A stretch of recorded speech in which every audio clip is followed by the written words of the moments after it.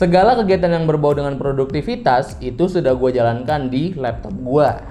Sebenarnya gue punya di rumah yang namanya PC desktop, komputer, kita sebut aja desktop lah ya. Tapi permasalahannya itu sudah nggak terlalu tua, tapi udah rada lah dibandingin sama yang sekarang. Jadi udah ada kendala-kendala yang gue nggak tahu penyebabnya dari mana, tapi dinyalainnya susah. Kalau mau dinyalain harus diotak-atik dulu, dan itulah yang membuat gua memindahkan produktivitas gua itu semuanya di laptop. Namun permasalahannya, kadang-kadang gua pengen buka lagi data-data yang ada di komputer desktop gua. Kalau pakai harddisk SSD 2,5 inch kayak gini ya, ini gampang, ini bisa dipindahin ke laptop. Tapi kalau harddisk yang segede gaban gini nih, bener kan nih namanya 3,5 inch nih, bener kan ya? Bener ya. Harddisk gede lah kita sebutnya. Itu gue bingung caranya bagaimana ya, karena di laptop itu nggak ada slot untuk harddisk yang segede gini ya, nggak ada yang buat segede gini, adanya yang kecil doang. Nah, oleh karena itu gue melakukan riset di internet, nggak riset sih ya, nyari-nyari aja apakah ada adaptor yang bisa menghubungkan lah harddisk gede dengan USB, dan ternyata ada, tapi beberapa syarat harus dilakukan ya.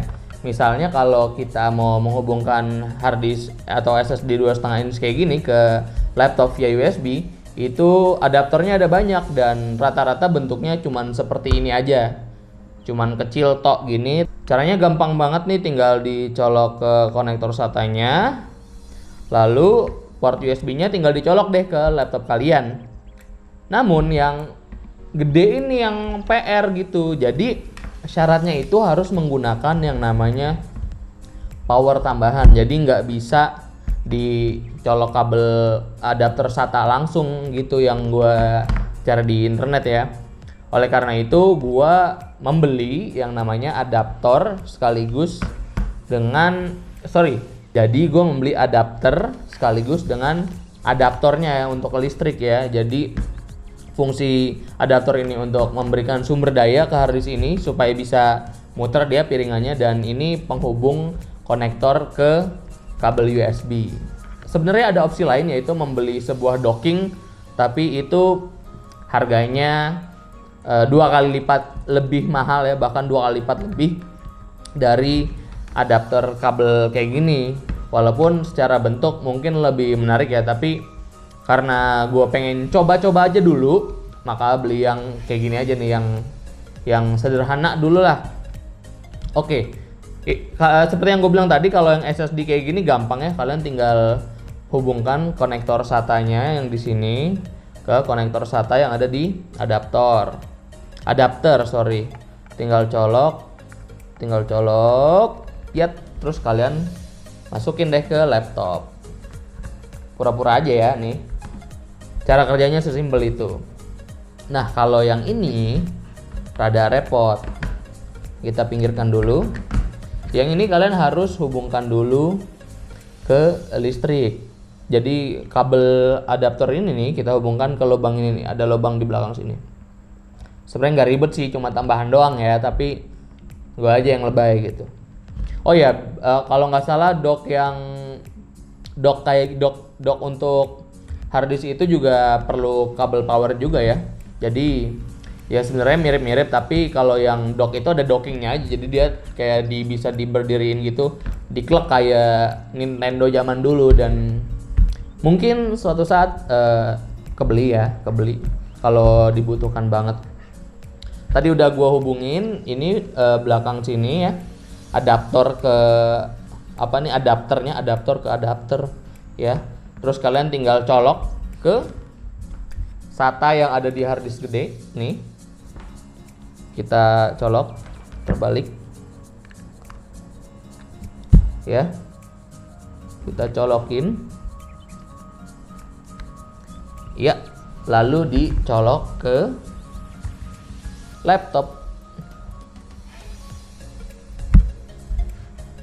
Ini ininya juga jangan lupa dicolok ke sumber listrik ya, pura-pura aja.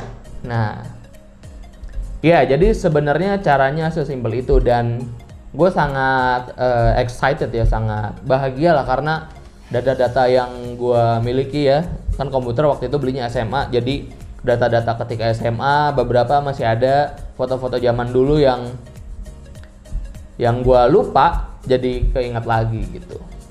Oke, jadi apa kelebihan dan kekurangannya menggunakan adaptor ini? Yang pertama, kekurangannya dulu deh.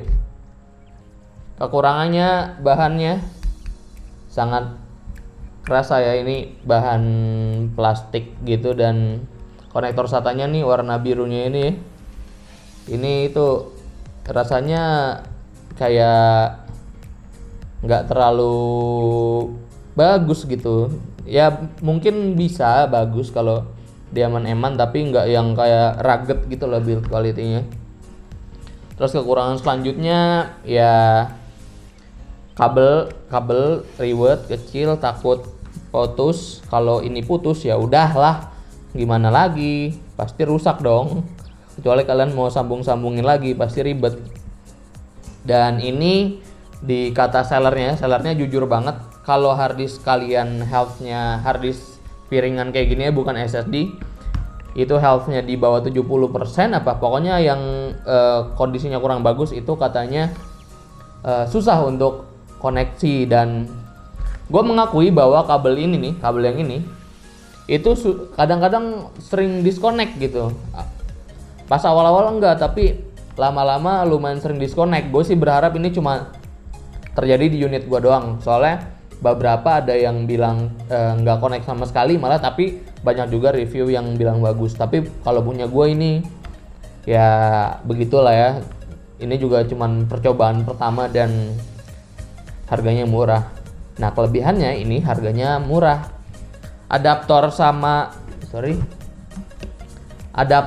adapternya ini cuman dibanderol dengan harga Rp110.000 saja. Kalau yang pakai docking itu satu dock yang docknya cuma satu doang, kalau nggak salah kurang lebih 250.000, dan itu bagi gua lumayan ya, naiknya 2 kali lipat lebih, hampir 2,5 kali lipat.